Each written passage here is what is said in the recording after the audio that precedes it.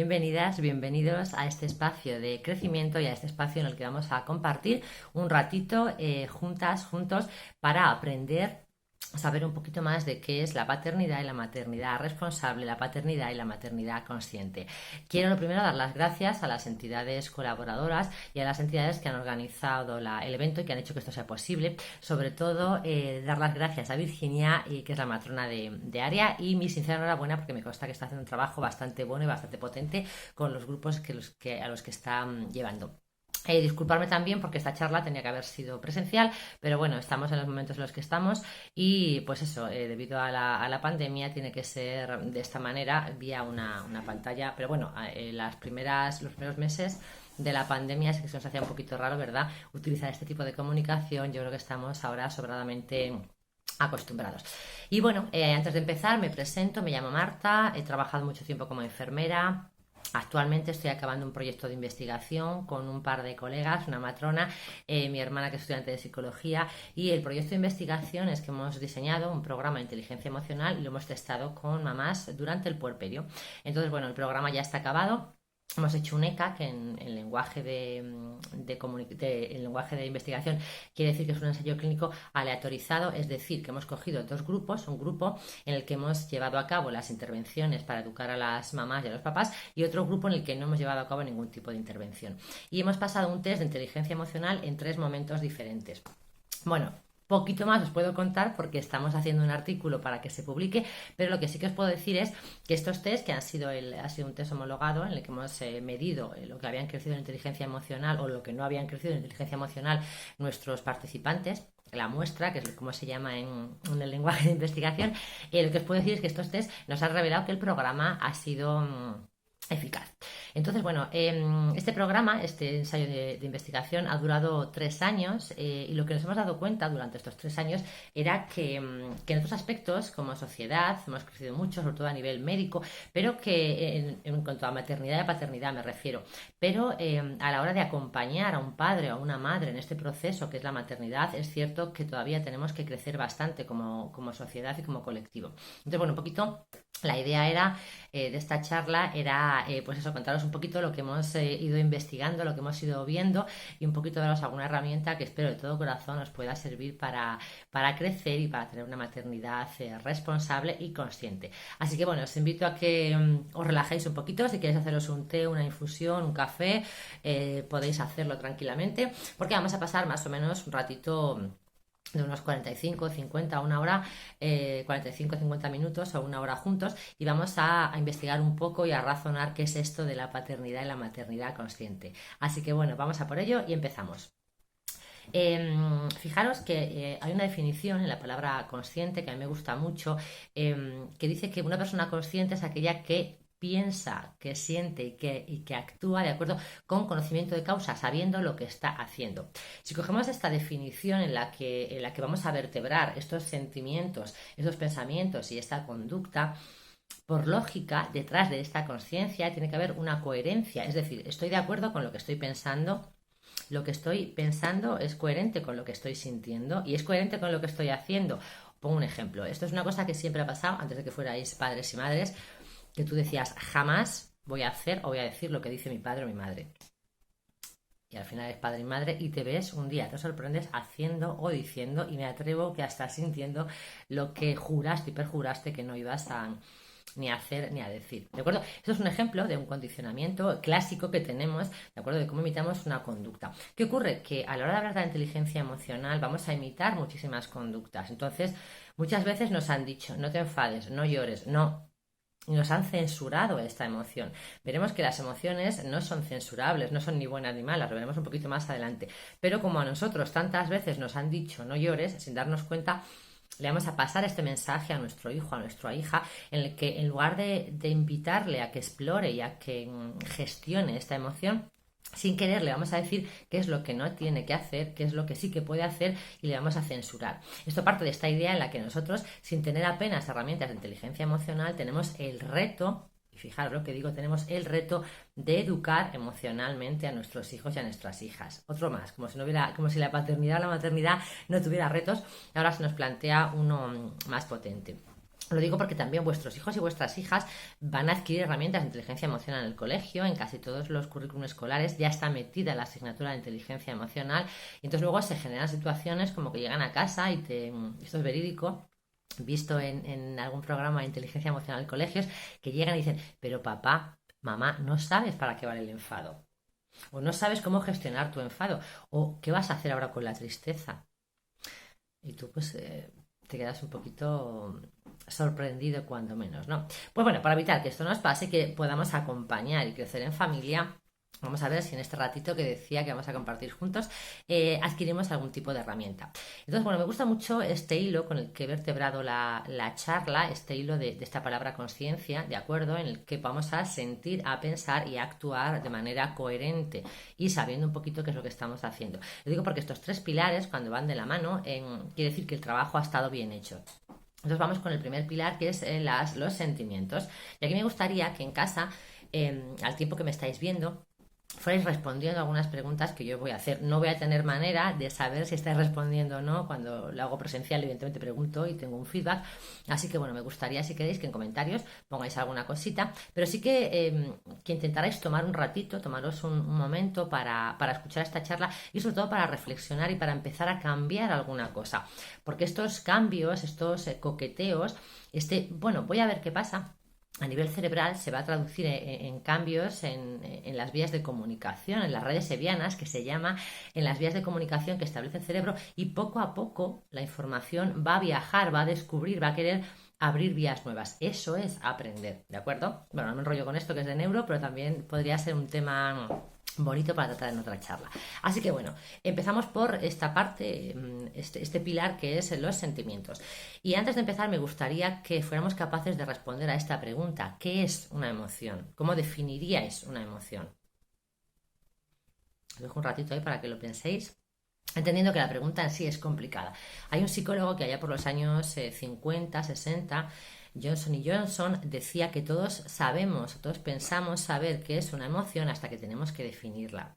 Y es verdad que no es fácil. Hay bastantes definiciones, si queréis podéis buscar en Google tranquilamente, pero a mí una que me gusta mucho, que es un poquito de andar por casa, pero que nos vale muy bien para el propósito que tenemos hoy, que es hablar de las emociones, de los sentimientos, es esta. Una emoción es una respuesta frente a un estímulo, ya sea el estímulo externo o ya sea el estímulo interno. Imaginar, por ejemplo, que de repente yo he previsto hoy salir al campo y se pone a granizar, pues me enfado. ¿De acuerdo? El estímulo es externo, está granizando y yo tenía previsto hacer algo.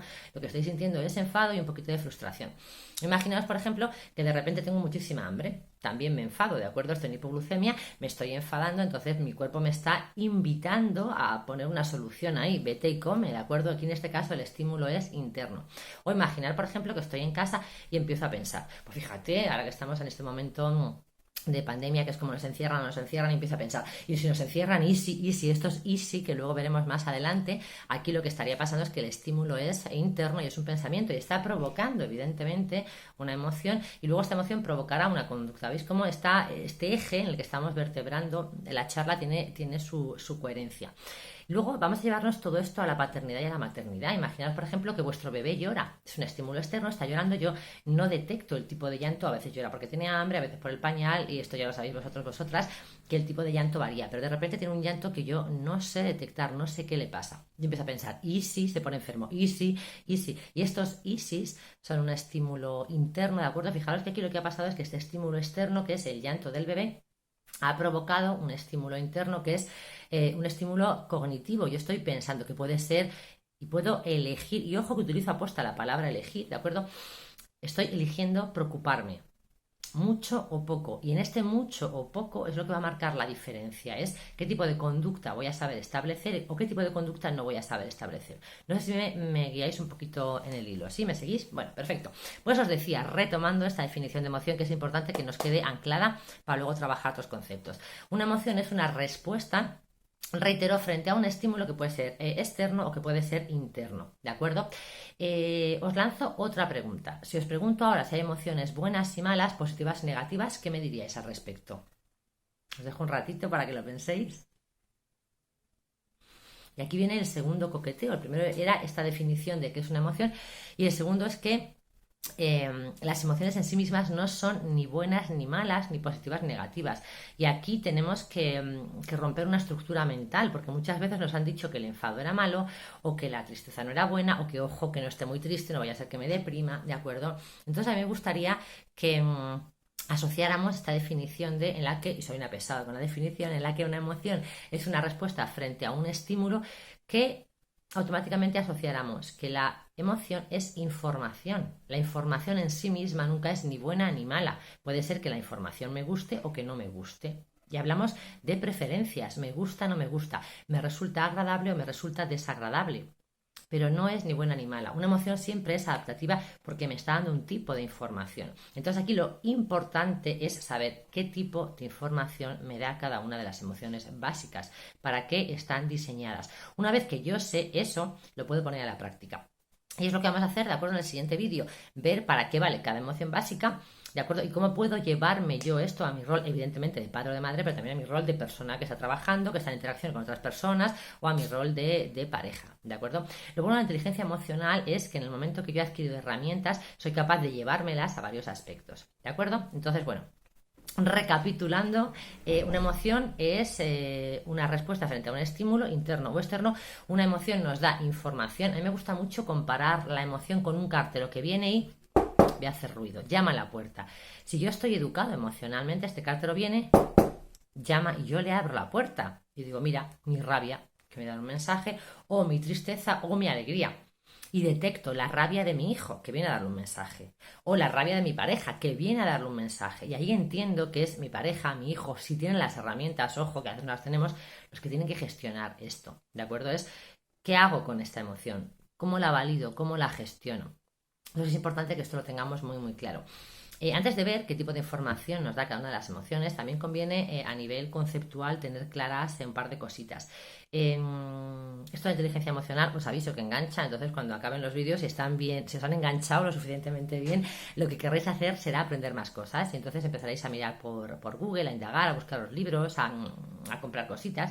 Entonces, nada, para guiar un poquito esta búsqueda, deciros que vais a encontrar que hay muchísimos modelos de inteligencia emocional, dependiendo de qué queramos estudiar, cómo lo queramos estudiar, encontramos diferentes tendencias en psicología a la hora de encauzar este conocimiento. Vais a ver también que hay muchos autores que tratan del tema. Y sobre todo lo que tenéis que ver es no perderos mucho con la clasificación, con los modelos. Entonces, dar 4 pautas básicas, decir que normalmente hay controversia, dependiendo con qué autores consultéis, a la hora de clasificar las emociones. Sí que parece que existe un consenso a la hora de hablar de emociones básicas y emociones básicas o primarias, y emociones complejas o secundarias. Las básicas son aquellas que nos dan el mismo tipo de información a todos, a todas, ¿de acuerdo? Sería este cartero que viene y llama a la puerta. Y hay autores que hablan de 4 emociones básicas, otros de 6, otros de 8, bueno, depende un poquito de la fuente que consultéis. Y luego estarían las emociones secundarias o complejas, que son aquellas que no nos dan el mismo tipo de información a todos, y depende un poquito de varios aspectos. Uno, de en qué contexto sociocultural nos hayamos criado. No es lo mismo el tipo de emoción secundaria, por ejemplo, la frustración, que yo puedo sentir en calidad de española, por ejemplo, que una persona que sea alemana o que sea de Nueva Zelanda. Aquí el matiz de estoy frustrado, estoy frustrada va a ser diferente.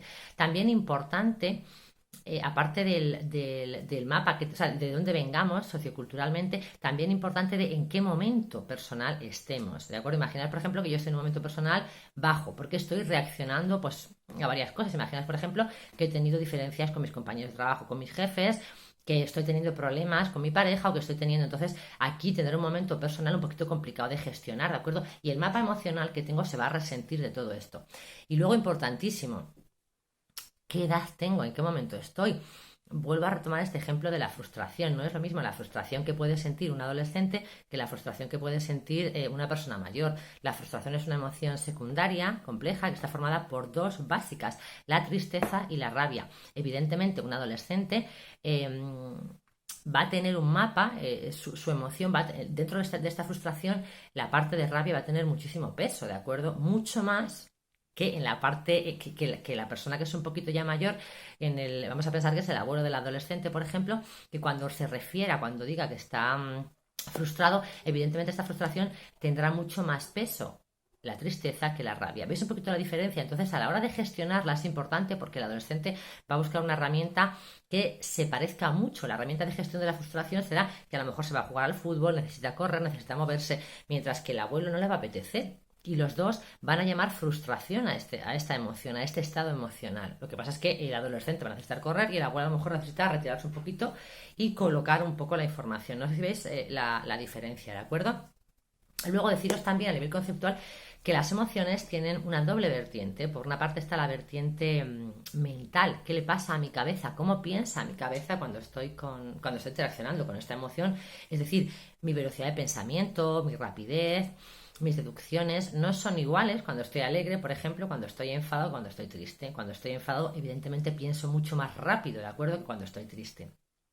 Y luego sería qué le pasa al cuerpo, cómo se comporta el cuerpo cuando estoy vivenciando una emoción. Aquí también vemos que el mapa kinestésico, es decir, el registro del cuerpo, varía bastante. No estoy igual cuando tengo miedo, por ejemplo, que estoy un poco así, cuando estoy tranquilo, cuando estoy alegre, que estoy más relajado. ¿Veis un poquito el hilo, la diferencia? Bueno, pues esto es un poquito lo que os quería contar antes de hablar de las emociones y cómo nos llevamos esta gestión emocional para conseguir esta paternidad y esta maternidad responsable y consciente, cosa que vamos a ver en los siguientes vídeos. ¿Sí? Pues os invito a que os vayáis a hacer un descanso, al baño, a que veáis el vídeo si queréis en otro momento, porque llevamos ya 16 minutos. A parar un poquito si queréis para tomar notas y a que con la calma pasemos al siguiente vídeo.